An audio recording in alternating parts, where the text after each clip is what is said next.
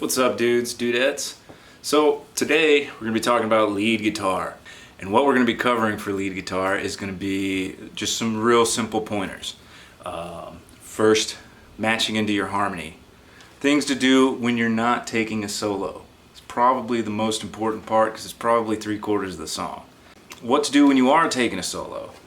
On this one we're going to be talking about things like call and response, melody, motif, scales, and then we're going to talk about tones, how to push your tone out there a little bit more. And then I'll have one final point to make at the end of the video, and y'all will see when it gets there. Okay, so first thing on the list is harmony. Harmony is important. If you don't know the chords you're playing to, then you're not going to be able to pull it off. Not just the key of the song, all right? I'm not talking about key of A. I'm talking about the entire harmony. What chord comes next? What chord comes next? Is the verse the same as the chorus? Does the bridge change chord structure? If you're playing blues, where's the turnaround? And what does the turnaround consist of? Because there's lots of different ways to do a turnaround. So when we're talking about chords and chord structure in terms of lead guitar, it's important because if you don't know the chords you're playing your lead parts over, then you're not going to know which notes or feelings really to induce in your lead playing. You could just sit there and shred over it, sure, but that doesn't mean that you're playing something that's going to be enticing to the ear. Also, it brings me to my second point. Second point, when you're not taking a solo, this is the other reason you really want to know the chords you're playing over. Because when you're not taking a solo, you really have to know the chords you're playing over, because that's your job now. When you're not playing a solo for the other 3/4 of the song that you're playing, you either have a riff that you got to knock off, or you got to play chord tones, something unimportant. And I'll kind of go over that real quick. So, there we go.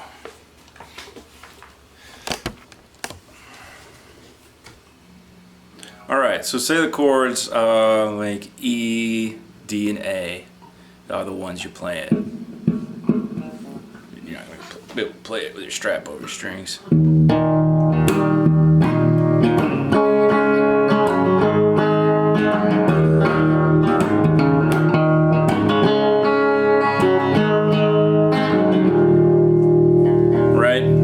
You're playing lead, yeah, sure, you can sit there.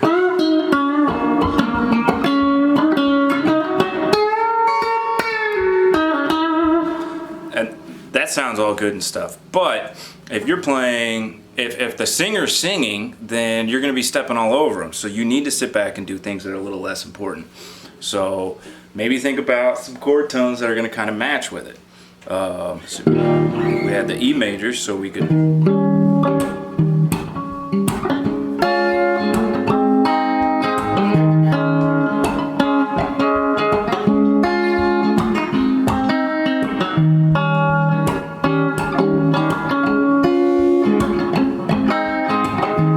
So you could kind of play that same chord structure there, or you could do maybe something along these lines.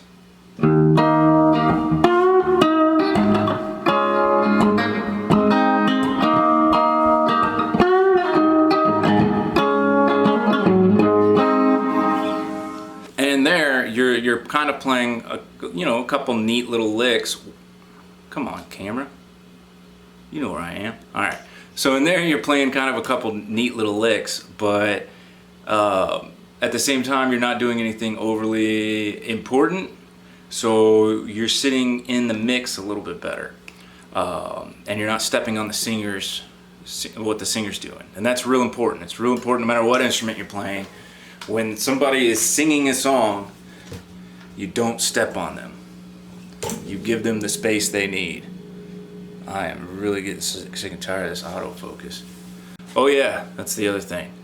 Tone. When you're playing, when you're not taking a solo, whatever your tone choice needs whatever your tone choice is, it needs to sit back in the mix a little bit more. So you can maybe go with a little heavier reverb. You could do some kind of mid-scooped crunch thing if you're playing some power chords or something. You could just take your volume knob and ride your volume knob back, or take your tone knob and ride your tone knob back. That could work too. Whatever it does take you out of the front ground. Just remember, you got to go back there whenever it's time to take a solo. All right, let's talk about taking the solo. Now it's time to play the guitar the way you want to play the guitar. I've got my notepad. That's a little yellow thing. That's how I kind of keep track of what I'm doing here. All right, so there's different techniques that you could use when you're taking a solo. I prefer, like, there's different ways to build your solo, and that's kind of what I'm going to be talking about for the most part, and I'll dip into like scales and modes and stuff like that here in a second. All right, so if you're new to playing lead guitar, you probably just want to stay in your comfort zone, which for most guitarists is your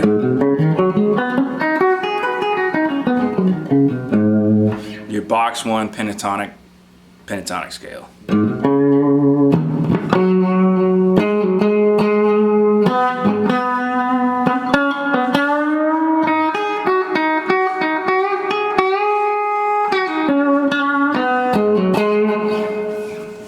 But when you're building your licks, one thing to think about is a concept called call and response.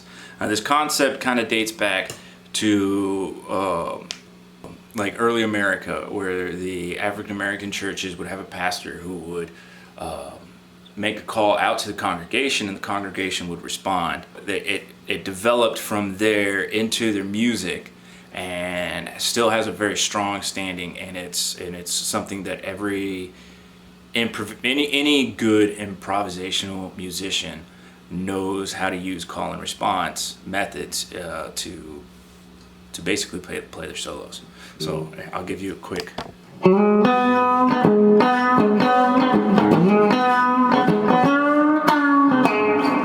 So as you saw, I played that's the call, and that's response. So the call and response, it works as you're going through your piece. It's a real melodic and kind of talkative, conversational method of playing lead guitar. Another thing to consider. So now we're going to step out of that box 1, and we're going to kind of take on the whole fretboard. Now, when you're taking a solo, and I don't care if you're playing pentatonic minor scales or you're playing like a Mixolydian 3-finger per string scale, it doesn't really matter. This concept applies to both of those concepts. Actually apply to either one. So the call and response concept, and then the next one is escalation concept, where you're going to start off in kind of a lower range, and then as you move on with the solo, you're going to hang out more in the middle range of it, and then and you're going to probably spend more time here than anything, and then to finish it off, you're going to come up into your higher ranges. So a good way to do this is just like use an extended scale.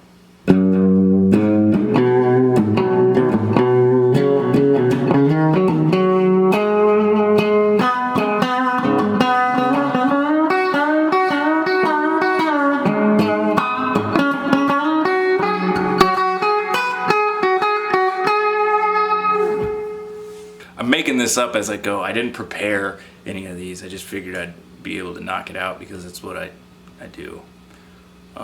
Anyways, so call and response and escalation.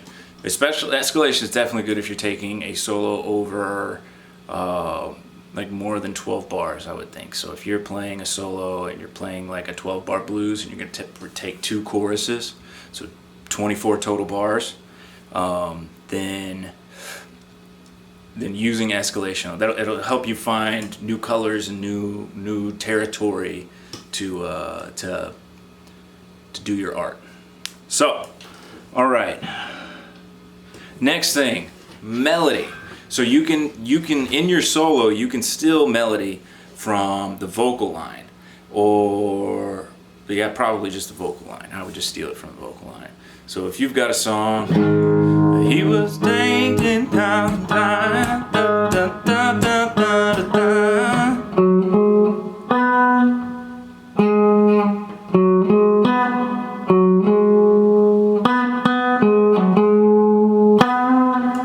You can use that in your solo. Yeah. So if the melody, or if the singer's singing something like da da da da da,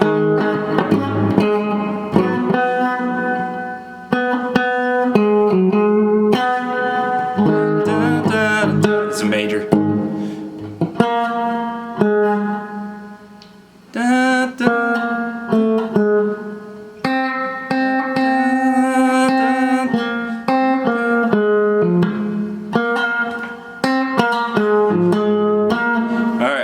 Starting this over, take 3. So if the singer is singing a melody, it's da da da da da da da.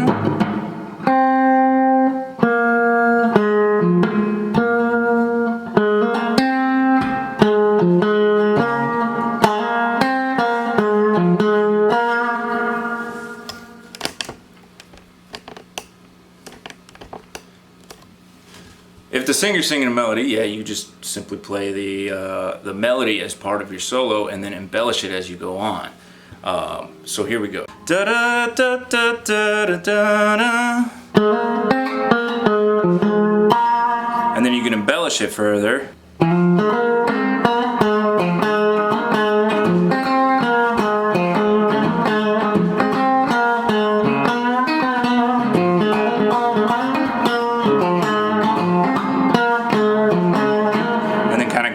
And play it out, and then play it back in, and play it out, play it back in, and just kind of mess with the melody a little bit, but kind of keep coming back to it if you're going to do that, because it's a real good way to make sure you're in the prosody of the song.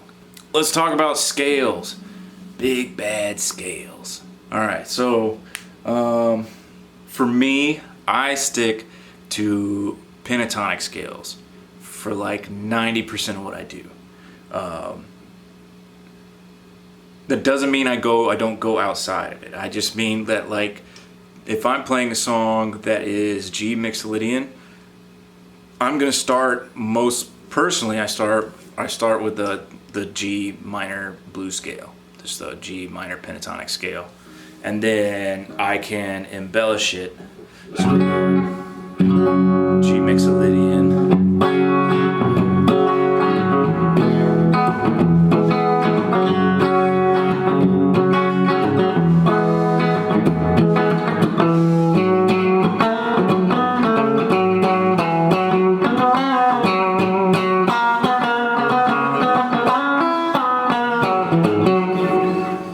And so what I was doing there, I guess I should show y'all what I'm doing when I'm doing this. All right. Okay, so there we go. Okay, so when it comes to scales, I just stick to like major, minor, Dorian, and Mixolydian, because it was what is wrong with you, camera? Stay focused, because that's for the most part what you end up using in standard American music. So rock and roll, pop, country music. My thumb should be out. Rock and roll, pop, country music, blues music, all of those, you're gonna pretty much stick either to major or minor and Mixolydian and Dorian. And if you know your major and minor pentatonic scales, honestly, that's really all you need. The other stuff is just for embellishment or to help change the character of the song. So I don't really pay too much attention to the whole Mixolydian Dorian thing, if it's a straight up Mixolydian tune or straight up Dorian tune. I tend to actually just play the pentatonic minor over pretty much everything. I'm pretty sure that's what most guitarists do. I will venture in if it's a Mixolydian tune, and I will put Mixolydian embellishments on it. So if I'm just playing like a throwaway blues with some Mixolydian tunes.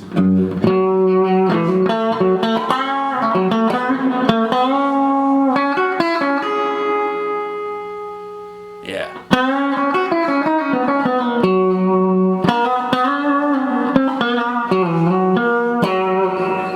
You know, something just to kind of like sweeten it or add like the character of the song to it. All right. Chord tones. More important than any scale you'll ever play is chord tones. And the reason you tend to learn scales first, the only reason you really learn scales is so that you can learn and understand chord tones. Because if you are playing, like, let's say, over a Mixolydian chord scale, or we'll just say major chord scale, you're playing a major chord scale and you play the major scale over it, all the notes that you play in there are most likely going to be chord tones for what you're playing over. And so you'll be able to find chord tones a little easier. It's a little bit more difficult when you're playing like a minor blues over some major chords, because then you've got you'll be able to find the roots for sure. That's about all you got. And if you're trying to play like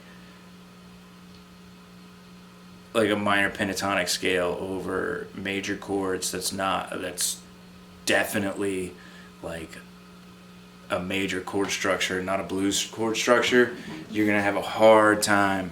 Oh, I'm gonna get comfortable. You're gonna have a hard time getting anything that kind of sounds good, really. You're gonna hit a lot of notes that clash and create tension. So yeah, it's important to learn your scales and learn where the chord tones are in them. One thing to do with the chord tones is learn arpeggios. Also learning, like I mentioned in the last video, learning your triads and learning the caged method. Caged method helps a lot because you can pretty much pick out chord tones in any position on the neck once you've understood it. It might take a little bit of thinking, but you can find it, and that'll help. Because if you're playing over a G, you've got that major third kind of make things a little cooler. Anyways, I digress. Tones. So tones is the next thing. When you're thinking about tones to use, when you step out to play your solo, your guitar tone needs to step out too. One of the ways to get your tone to stand out is to get louder. All right, and there's different ways to do this. One is just a boost pedal. And a boost pedal is just like a small signal amplifier in a box. You step on the button and your guitar gets louder, and you can dial it in however you like that way. Some people will use overdrives as boost pedals, and what they'll do is they'll crank the drive down, and then they'll push the volume all the way up, and then it essentially turns it into a boost pedal. Two pedals that come to mind for that is Tube Screamer and a Klon. You can do that with both the Tube Screamer and the Klon, and it works well. Also, some people, including myself, will use a compressor as a boost pedal. And a compressor makes all your quiet sounds louder and all your louder sounds quiet, but most of them have a signal amplifier in there as well. Actually, pretty much every compressor guitar pedal that I can think of has that in there. And so you can go from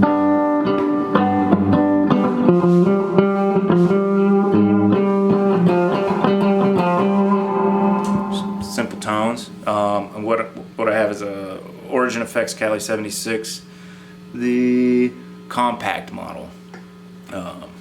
Yeah, anyways, it's a great compressor, and it's not overly compressed, so I'm not stepping on it and getting super squish sounds. I don't lose a lot of dynamics when I use the Cali 76, so I like it as a compressor, and it works great as a boost pedal. Another option you have is to change your tone entirely. A good option for that is a fuzz pedal. Mine makes a lot of noise.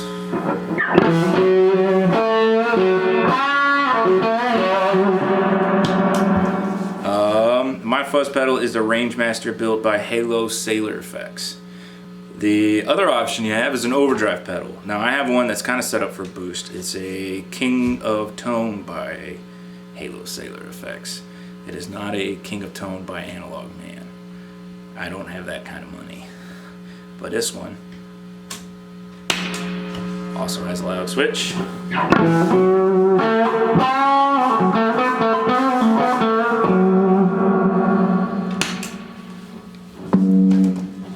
It's a really nice, like, just overdriven sound. It's got a gain, so it pushes the mids a little harder, and I do have the volume on that channel cranked.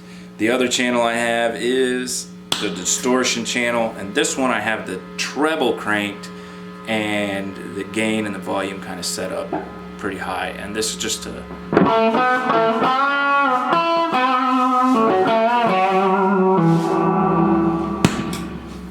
that helps kind of poke through the mix a little bit. So you mess with my camera focus some more.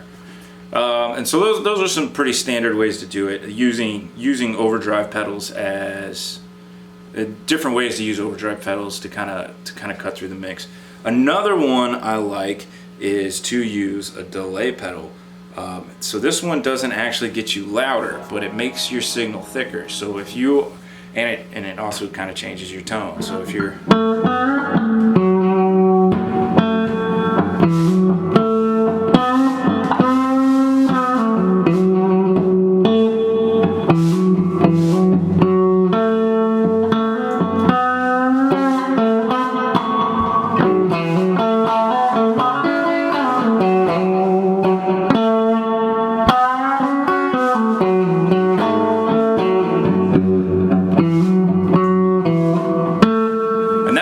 one to use if you just want to stand out just a little bit more than what you normally would.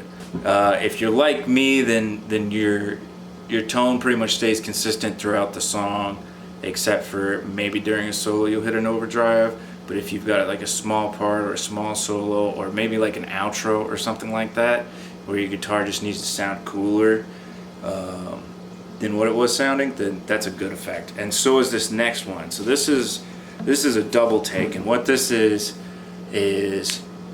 it basically doubles your guitar track. And one of them, it kind of slops up a little bit, so it puts a little bit of lag and a little bit of a pre-delay, and kind of mixes those two little different things to make your other one, the other track, kind of thicken out the first track. The idea for it is to emulate double tracking, which is a technique guitarists use in the studio to make their solo or their part sound bigger.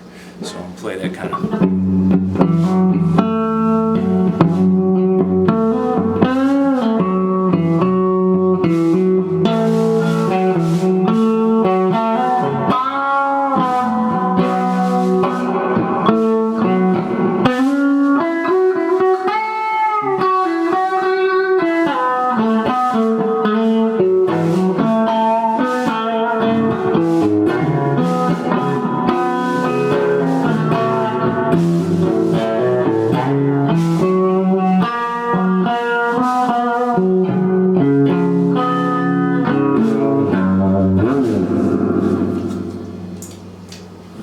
So there you go. As far as effects goes, those are my choices. A compressor, your volume knob, play it.